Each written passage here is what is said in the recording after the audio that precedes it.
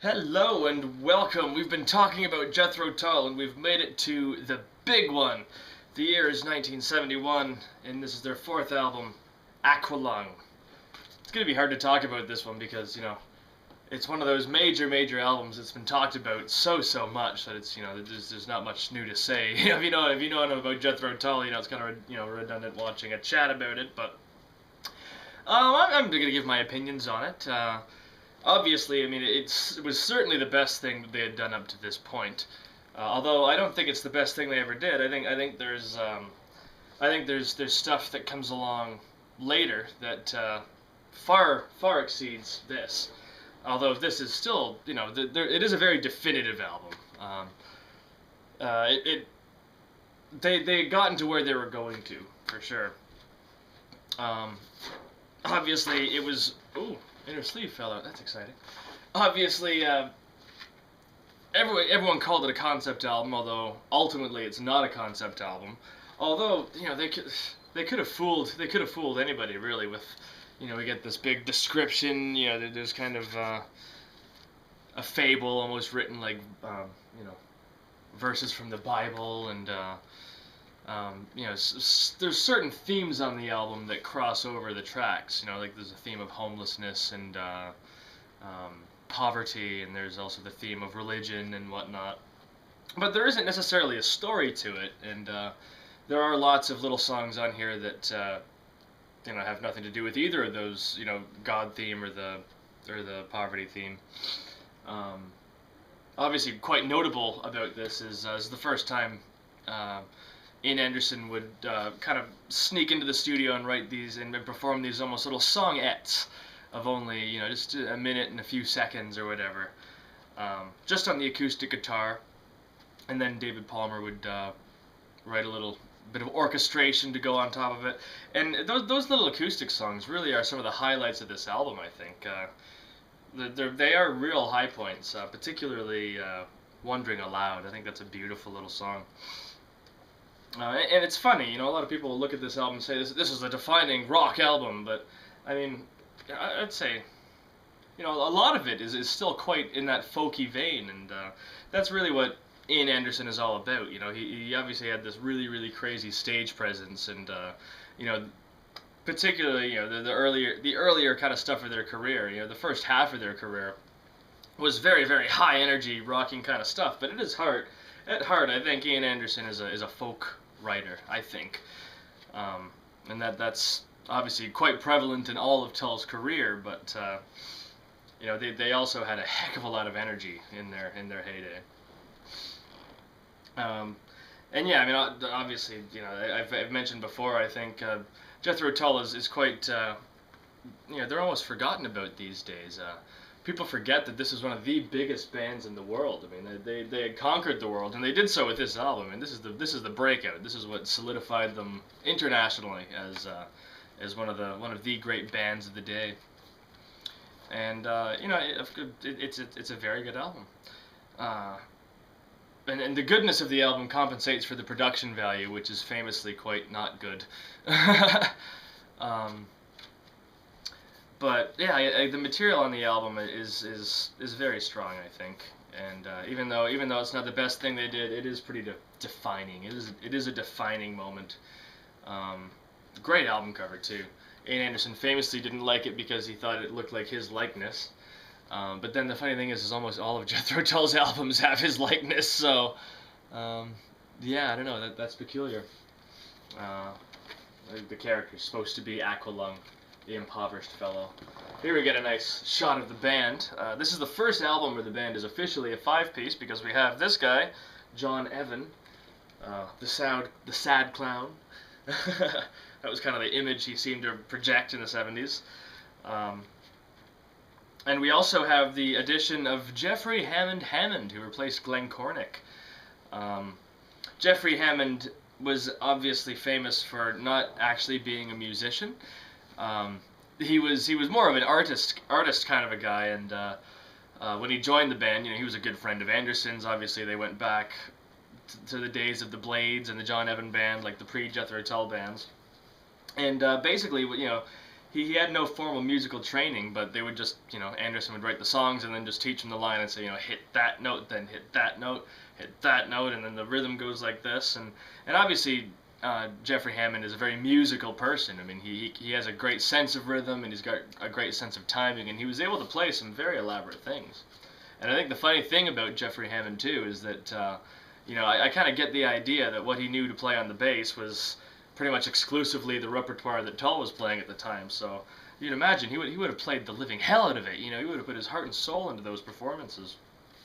And even though I think Glenn Cornick is a better bass player in the long run, just listen to Living in the Past or some of those classic tracks. I mean, he really laid down some strong rhythms. Jeffrey Hammond is his approach is very essential to particularly the early 70s Tull. Excuse me.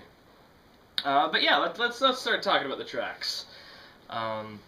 Side 1, which is named Aqualung. The sides are named different. We got side 1 is Aqualung and side 2 is My God. But yeah, side 1 opens with Aqualung, the title track. The big famous one, everyone knows it, and it is a very, very good song. I mean, I've probably heard it. I've heard it so many times. It wears thin, and you almost kind of forget about it because you know it so well that it becomes predictable. But it is a very, very good piece of writing, and it's the summing up of what they were kind of going for on Benefit, that blend of acoustic music with heavy rock. We get the big riff at the start, and then a couple of verses over the heavy riff, and then the real song starts, which is actually quite soft, and we get that the acoustic ballad, which it deals with themes of poverty, and it describes this character, Aqualung, who's eyeing little girls with bad intent, sitting on the park bench and feeling like a dead duck. All those famous lines. But the ballad part is actually very, very soft and very heartfelt. It's interesting. The heavy parts. I mean, the heavy part comes at the end. Obviously, it comes back. So we get heavy riff, ballad, then guitar solo and kind of high energy bit, back to ballad, and then back to the heavy riff. The heavy riff section of the song describes the character as this dirty, horrible, smelly old man. Like I said, eyeing little girls with bad intent and all that. And then the soft part of the song is much more sympathetic, and it's talking about this poor soul, and it did very heartfelt vocal performance. I mean, his vocals are fantastic on this album, although they're still kind of all over the place in terms of the style that he's singing. But yeah, the guitar solo I mentioned on Aqualung, not the best thing Martin Barre ever did, but it's certainly the most famous. I think there was some story that when he was laying down the actual track, Jimmy Page, who they were recording in the next room, walked in. So he was, obviously when Jimmy Page walks into a recording studio, all eyes go to him. So obviously he was quite distracted, and I think that's the take they kept on the album. And yeah, it's a good guitar solo, but it's not a great guitar solo. And Martin Barre did do great guitar solos. And yeah, here we get back to the dramatic ballad bit, which I love the kind of scattered where he that's wonderful, and it got better live. He put so much character into that little section. I mean, just into his singing in general, so much character. So yeah, obviously it's a classic. Track 2 is another classic. We get Cross-Eyed Mary. This was covered by Iron Maiden in the 80s. The original version, the Tull version, is great, though. We get the nice jazzy intro with the ascending flute. Classic stuff. Really, really good. It's a nice kind of steady build-up, and then we kind of explode into the song, which is one of the heavier songs. I mean, it probably would have fit pretty comfortably on Benefit, I should think. But it's totally in place on this album, and lyrically there's a little quick reference to Aqualung himself. Cross-Eyed Mary, I believe, is a reference to a very young prostitute. That's sad, isn't it? But it's a strong theme. It's an engaging theme, and it could be one of the reasons why the album was so successful. His vocals on Cross-Eyed Mary are very raspy. which is unusual. I mean, his voice got raspy later on, like around Heavy Horses era, but I'm not sure if that's just like the character that he's putting on, or he was having a bad day when he went in to record. But it's unique, a unique vocal performance. Yeah, Cross-Eyed Mary. It's a classic song. Again, not my favorite Tull song. None of the songs on here I would consider a favorite Tull song, but they are definitive and they are classic.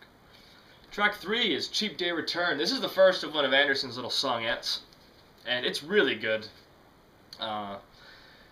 Lyrically, it's kind of describing, just a spur of the moment kind of a thought. Standing on a train platform, brushing the ash off your cigarette, thinking about the nurse that's looking after his dad. So it could be kind of considered one of those personal family songs. There was a few on Benefit, and then there was obviously some on Stand Up as well. But yeah, it's really good. I love the intro. Is the arpeggiated guitar in the intro is very. It's got a dramatic kind of feel to it, but still subdued and acoustic. And the song section is really nice. I love those little tiny Anderson bursts. Like, they're songettes. They're not full songs. They're just like these little moments, and they're lovely. And then track 4 we get Mother Goose. This is a wonderful song. This is probably my favorite song on the album, actually, Mother Goose, and it would be the song that I would say is a contender for one of my favorite Tull songs. The lyrics are just absolute nonsense. They're so silly, and they're almost kind of like stream of consciousness, like a Monty Python-esque kind of a thing. Very humorous and very silly. And there's something definitive about the sound. It's got that folky flavor, but the electric guitar, Martin Barr's guitar, does come in towards the end, and even though it's the heavier, distorted kind of sound, it's more subdued in the mix, and it's more of a blend of the folk and the hard rock, which again would be used to much more masterful effect later on albums like Songs from the Wood. But Mother Goose is an absolute classic. I love that song. In fact, I've got a SoundCloud account, Brad Bridges. You just learned my name. Check that out. I did an acoustic cover of Mother Goose. It's obviously not as good as the original, but if you're interested, check it out. Anyway, moving on. Track 5, we got Wond'ring Aloud. Now this is my favorite. This is another contender for one of my favorite songs on the album. Actually, this is another one of the little songettes that Anderson did, and it's an absolutely gorgeous love song. It might be one of my favorite love songs ever. Obviously, love song is a valid form. It's a valid, it's a valid form of this craft of songwriting. But again, the lyrics are just describing this kind of quick flash moment, or a couple of quick moments anyway. And like smelling the smell of butter on the toast, and she. And his lady spills crumbs on the bed, and he shakes his head. And, oh, it's just so sweet. It's lovely. And the last line is wonderful and very profound, really. The last line of Wond'ring Aloud is, and it's only the giving who makes you what you are. It's simple, very simple, but there is a profoundness to it. Wond'ring Aloud is a beautiful song, and a lovely arrangement by David Palmer. It tugs the heartstrings with its sweetness. It's a very happy song, really. Bursting with joy. Let me get track 6, the last song on side 1, Up to Me. This is another song that I really, really like. I really like the songs that aren't as famous from this album, really. Less famous than Aqualung or Cross-Eyed Mary, Locomotive Breath, what have you. Up to Me is really, really good. I love that sneaky acoustic guitar riff, and Anderson's laughing is quite a joy. Very menacing, and the verses are quite dramatic. They almost have those nonsense kind of lyrics as Mother Goose. It might be a kind of a reference to it. Up to Me is kind of like a darker Mother Goose, really. But it references to a Wimpy Bar, the old fast food chain in the UK that I only know of thanks to bands like Jethro Tull and Genesis. It's really good, fantastic, great vocal performance. Again, so much character. You gotta check it out. Great song. We flip the record over to side 2. This is the My God side. And it's, again, some classic tracks on here. Opens with My God. This is another one of the real famous songs on the album. Great acoustic guitar intro. Um, the lyrics on this, I get the idea Anderson may have reservations about just how direct his lyrics were, because the lyrics on My God are very just statements like, this is how it is. But of course, he's a songwriter, so he's writing a part for a character, and the character is singing those perspectives. But again, we see the evolution of Anderson's craft. A lot, like the earlier stuff, the stuff on Stand Up and Benefit, a lot of it is, it's about the songwriter's own experience, which is natural. When you're a young songwriter, you're going to write about me. I'm going to write about me and how I feel and what I can see and my perspective and that. And I guess my God it is kind of talking about his perspective, I guess, but it's also very topical. It's a social song. It's talking about certain hypocrisies of religion and blah blah blah blah blah. And musically, it's a great example of that contrast between acoustic bit and big heavy bit. We got a wild flute solo in the middle, which is all overdubbed and layered, and live he would do all kinds of silly, crazy, funny things. Check out the version of My God on Isle of Wight, Live at the Isle of Wight, 1970s. Probably video it, probably on YouTube, I should think. But it is a really good song. Great riff, one of those classic heavy riffs. And yeah, it was a good heavy riff for essentially a folk band. And the riffs just keep on coming, because you get track 2 of side 2 is Hymn 43. I really like this song. This is a great showcase for Martin Barre and his riffs.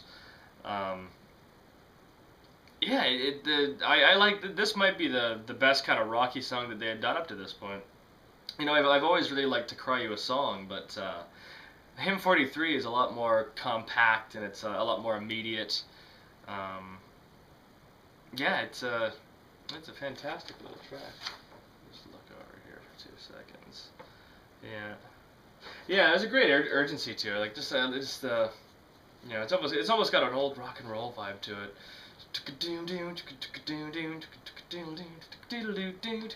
Yeah, John Evans gives lots of great performances on this record as well.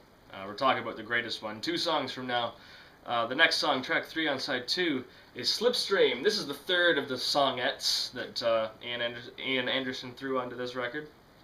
And it's a really cool one. It's talking about the slipstream of life that we're all kind of fluttering along through, and questions of fate versus free will and that kind of intense stuff. And again, kind of that religious theme is addressed in 1 or 2 lines. He hands you the bill. It's one of the thoughts. And then again, there's some great orchestration by David Palmer. I love the end of Slipstream where you get the. That's kind of cool, and it fits the Slipstream lyric. Not my favorite of the 3. Like I said, of the little acoustic songs, Cheap Day Return, Wond'ring Aloud, and Slipstream, Wond'ring Aloud wins far and away for me. Anyway, track 4 of side 2 is Locomotive Breath, the other really famous song on the album, the other one you're most likely to hear lots of on the radio. And it is a fantastic song. I was lucky enough to catch Ian Anderson a couple of years ago in Hamilton, where he played Thick as a Brick 1 and 2, and it was a phenomenal show. And then there was a couple of encores where he did the classic Tull tracks, and of course Locomotive Breath was put in there, and it was wonderful, fantastic. Fantastic piano intro courtesy of John Evan. And he did make that one up on the spot. I think they just happened to be rolling as he was just kind of mucking around, and it's fantastic. I really like that. Then we get into the song, which of course has the great descent, woo woo woo, crazy bass line. Old Charlie stole the handle and the train should stop going, although it should slow down. It's something. Got to get the lyrics right. I got the lyric sheet right here. But it's. I think he's still addressing the religious theme. Like the second side definitely had all of the lyrics on the second side do have that thematic linkage, although there's no theme. But there's no wonder people thought it was a concept album. You know what I mean? Like it is even though there's no concept, it is thematic. It is linked by its subject matter. And yeah, Locomotive Breath is a real classic. Really high energy, great encore. Essential Bit of Tull, I'm sure you've all heard it before, of course. I don't need to talk too much about it. And the album finishes up with Wind Up. This is kind of a forgotten classic, I think. This is a really strong way to close the album out. Again, we get the acoustic guitar, acoustic ballad, or acoustic folk piece mixed with the heavy rock, and the contrast works really, really well, and it's a very well arranged song. And I love the righteousness of youth. It's present on in the lyrics. You know, taught me how not to play the game, and that wonderful sense of defiance and finding one's own identity. And of course, the religious theme is still very strong. You know, the big lyric is, you know, my God's not the one you have to wind up on Sunday. So he's not the closing statement of this particular side of the album, I think, is you know, he was never condemning God with any of these lyrics. He was just saying that you know, you can be in touch with God in your own way. You don't necessarily need the organized religion as a means to achieve that. But I don't want to get into that whole conversation. It's just these are the topics that are discussed on the album. So yeah, Wind Up is the forgotten classic of the album. I think it's really, really good. I love the very end too, just the little laugh. You have to wind up on Sunday. So great. Yeah. Again, Anderson was just such a character, and you know, that came out in the way that he delivered his lyrics. He was a fantastic singer, and he was really starting to hit his stride around this period. And the next few albums, his voice is just phenomenal. And yeah, so that's it. That's about all there is to say about Aqualung. I'm sure there's more to be said, but I'm sure it all has been said. You know, obviously there's a lot of hype about this album because of what it is. Like I said, it's not my favorite that they did, but obviously it is essential. It is definitive. But I like the next album a whole lot better, and the next album is thick as a brick. So stay tuned for that. Send me a like and a subscribe. And stay tuned for more Jethro Tull and other things. So we'll see you then. Thank you.